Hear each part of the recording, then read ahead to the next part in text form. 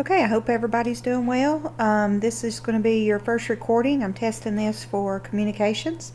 I'm going to work a few problems from Chapter 2 and Chapter 3. I know some of you have already finished Chapter 2, but there's been a few people that's asked me a question about a few of the problems, so I want to go over that. And also a couple of the problems that's going to be out of Chapter 3, and I hope that'll help you with that homework. I'm, like I said, testing this. I hope it works well. I'm also getting a new Surface Pro hopefully in the next couple of weeks, so I can start doing these recordings for every chapter. Okay, so for Chapter 2, on question 17, there was a couple of questions. So let's look at that. What you were doing was calculating the wavelength of a signal. So for this particular problem, it said calculate the wavelength of a signal with a frequency of 7.2 kilohertz in miles. Now, some of y'all I think misunderstood it and thought you had to convert frequency into miles. You cannot convert frequency into miles. The problem was asking you for lambda equals c over f. C being the speed of light over the frequency. Okay, now the speed of light, again, if this didn't tell you in your book, you're welcome to Google it and look it up, look at any resources you have, okay? But the the number for the speed of light is 3 times 10 to the 8th meters per second divided by, and then the frequency, which we know is 7.2 kilohertz. Now, it tells you that it wants it in miles, but we notice right here that the speed of light is in meters and that the answer has to be in meters. So what you do is you're going to have to calculate this and convert it from meters to miles. So it depends on what they're asking, okay? But whatever you're given, then you have to convert it to whatever you want the answer to be in. Okay? So this is going to be lambda equals, when you do this right here, 3 times 10 to the 8th meters per second divided by 72 kilohertz.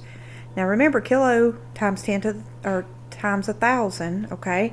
So don't forget that. Don't just put 7.2 in your calculation.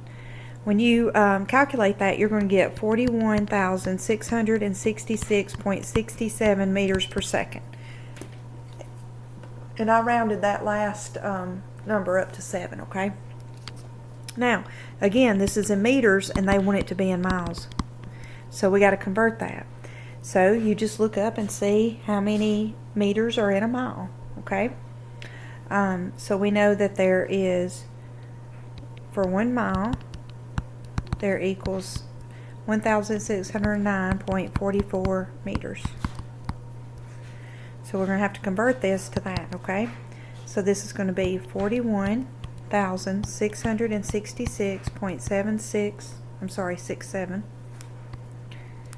67 times, and that's meters per second, times 1 mile divided by 1609.44 meters, because we want meters to cancel, okay?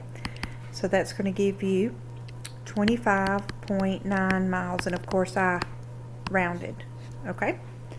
So you will have to know how to remember your conversions. You did it in eet100, int104. You shouldn't have any problems with that.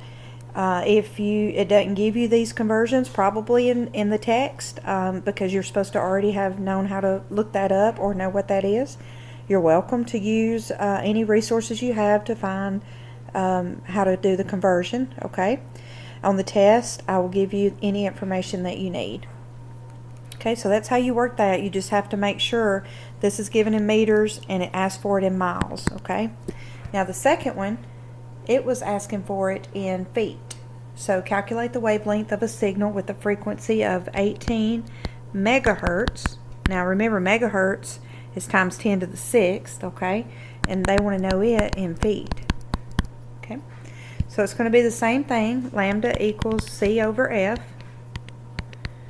C being the speed of light, times 10 to the 8th meters per second, divided by 18 megahertz. And when you do this, you're going to get 16.66 meters but we want it in feet, so we've got to do our calculation. So 1 foot equals 0.305 meters. Okay, so we do that conversion and we'll get 16.667 meters times 1 foot divided by 0.305 meters. Meters cancel, and you end up with 54.68 feet. So again, it's easy to calculation, but then you have to convert it to whatever it's asking for. And that is how you had to do those problems in chapter 2. Now these are for the ones that you're going to do this week for chapter 3, so pay close attention, okay? This should help you with most of them, any of the calculation problems. Now, if it's asking, I noticed that some of them ask, what is the formula for? How do you solve for? Remember, it gives you the formulas you need for that chapter. And you may have to rearrange the formula to get the calculation that you need to solve the problem. So we did plenty of that in eet225 and eet225. So you have any questions, come and see me. So in chapter 3, the first, I don't remember what problem it was, but one of them, it was in 3.3 section. An AM signal whose carrier is 3.7 megahertz. So this is for the carrier. Modulated by 9.5 kilohertz. So it's modulated. Just kind of write down what you have. 9.5 kHz. Square wave with a significant harmonic up to the fifth. So the fifth harmonic. Now remember, sometimes it gives you more information than you need. It wants you to compute the sideband. So hopefully you've already read this. If you haven't, you will before you do these problems. But when you have two sidebands on each side, okay, and they're equal apart from the carrier. But as you read that, you're going to see this formula. F, and this is for the sidebands, equals F for the carrier plus F through the modulator. Okay? So we know the carrier, we know the modulated signal. So all we do is add these. So this is 3.7 megahertz. Now remember, times 10 to the 6th plus 9.5 kilohertz. Okay? So that's where you may have some trouble. So make sure you do this out right. So I'm going to show you, if you multiply this all out or put this all out, you'll see. See that's going to be 5 zeros because it's 10 to the 6th. So we move it 6 places. Plus 9,500 for the kilohertz. Okay. When we add this out, you get 3709500. Now if we want to put this in a decimal form, because that's the way they have the answer, this is what you'll get. Okay? So that's how you do that one. Now the next one that it's asking for the max average output power of a signal sideband signal, and that's called SSB. Now again, if you hadn't read the chapter yet, this is not going to make any sense to you, but after you read the chapter, go back and look at these problems and it'll help you on your homework, okay? So what they're asking for here is the max average power, P average. And P average equals the PEP divided by 3. So it told us that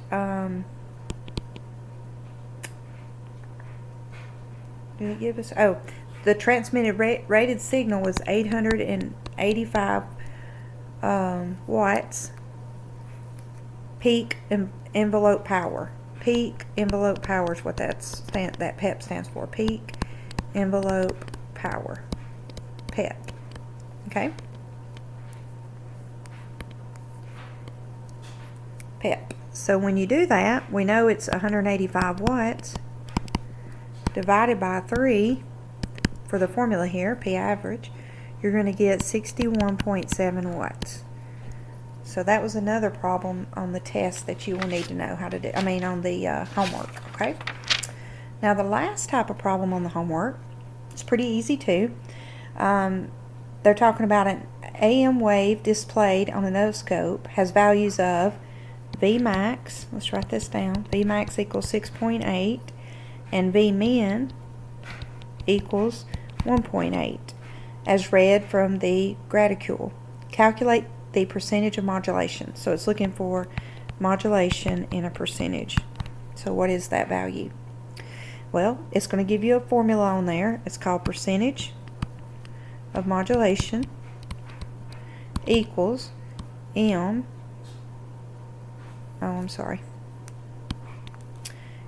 Vmax minus Vmin divided by Vmax plus Vmin. And all that is going to be multiplied times 100. Now remember, you do what's in the parentheses first from eet100. So Vmax was 6.8 minus Vmin, which is 1.8, divided by Vmin max 6.8 plus Vmin 1.8, and all that multiplied by 100. When you multiply that out, you're going to get 5 divided by 8.6 times 100, which is going to be 58.1%. Okay, so you're going to have a homework problem like that. So hopefully that's going to help you with Chapter 3 homework. And if this goes okay and you can hear me fine after I record this, I'll try to do some more recordings this week, okay? Thank you guys. I hope you had a great holiday weekend, and let me know if you have any questions. Have a good night.